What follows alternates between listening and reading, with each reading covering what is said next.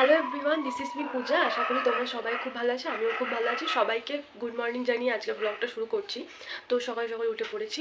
আজকে থেকে আমি আমার রিভিশন স্টার্ট করছি। একদিন ধরে আমি যা যা পড়েছি সেটাই একেবারে প্রথম থেকে আমি আবার পড়া শুরু করব। হ্যাঁ, আজকে সারাদিন আমি কী কী করব সেটাই তোমাদের কাছে আমি শেয়ার করব, কীভাবে আমার দিনটা কাটে আর কি।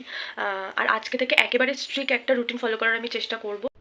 আমার দরকার ছিল পেন, এর জন্য আমি দোকানে চলে গেছিলাম পেন আনতে। আর আমি দোকানে গেলে যে এনাদের সাথে দেখা হবে না, এটা কখনো হতেই পারে না। আর কি, বিস্কুট দিয়ে বাড়িতে চলে আসছি।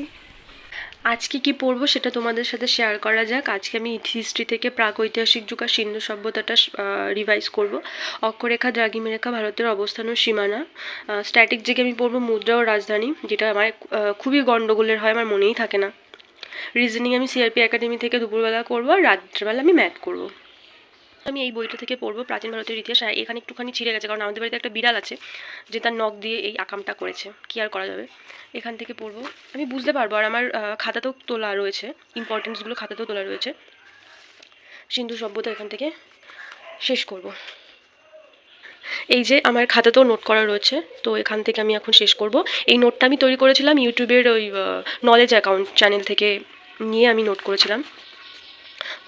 আর এখন সবাই স্টাডি ব্লগ শুরু করেছে, সেটা দেখে ধরে নাও সেটা দেখেই আমি শুরু করেছি। কিন্তু না, আমার ভালো লাগছে এক দিক থেকে। এই যে বাড়িতে সারাক্ষণ পড়ে থাকি, না কারোর সাথে কথা বলি, যে একঘেয়েমি যে একটা ব্যাপার ছিল সেটা থেকে অনেকটা রেহাই পাচ্ছি আমি, ভালো লাগছে আমার। এটা হলো আমার আজকে সকালের খাবার, উচ্ছে ভাজা, যেটা আমার খুব ভালো লাগে উচ্ছে ভাজা খেতে। আর ছিল মাছ। তো এখন বাজে সকাল 11টা। আমার সকাল থেকে হিস্ট্রি পড়া কমপ্লিট। এরপরে আমি ভূগোল নিয়ে বসবো। ভূগোলের পরে যদি সময় পাই তাহলে স্ট্যাটিস্টিকটা পড়বো, নাহলে পরে দেখা যাবে।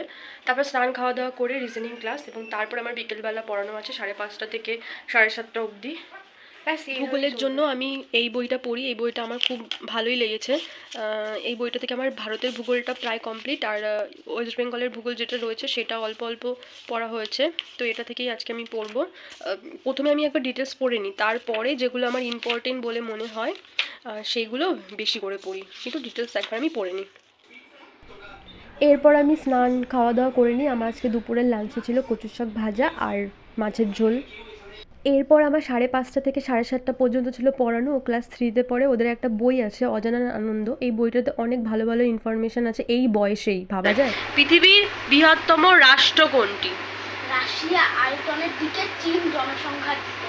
পৃথিবীর বৃহত্তম মালভূমি কোনটা?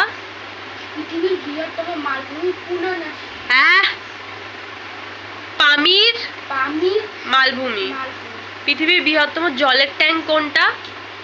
টালা ট্যাঙ্ক ভারতের। হ্যাঁ, ভারতে অবস্থিত সেটা। পৃথিবীর বৃহত্তম জাদুঘর কোনটা? আমেরিকার মিউজিয়াম অফ ন্যাচারালে 12টি ঘর অবস্থিত। 12টা না, 19টা বাড়ি সঙ্গে যুক্ত। আমেরিকার মিউজিয়াম অফ ন্যাচারাল হিস্ট্রি। পড়ানোর পর আমি বসে গেছিলাম ম্যাথ করতে, আর আমি আজকে সলভ করেছিলাম সুবির দাসের বই থেকে লাভ ক্ষতি। বইটা আগে আমার কমপ্লিট হয়েছে বেশ কয়েকবার, কিন্তু আমি আবার প্রথম থেকে শুরু করছি, কারণ অনেক দিন প্র্যাকটিস করা হয় না। এর জন্য আমার মনে হয়েছে আর একবার বইটা ভালো করে প্র্যাকটিস করে তারপরে অন্যান্য জায়গা থেকে প্র্যাকটিস করা যাবে। আজকে এখানেই শেষ করছি, পরে আবার তোমাদের সাথে দেখা হচ্ছে। টাটা।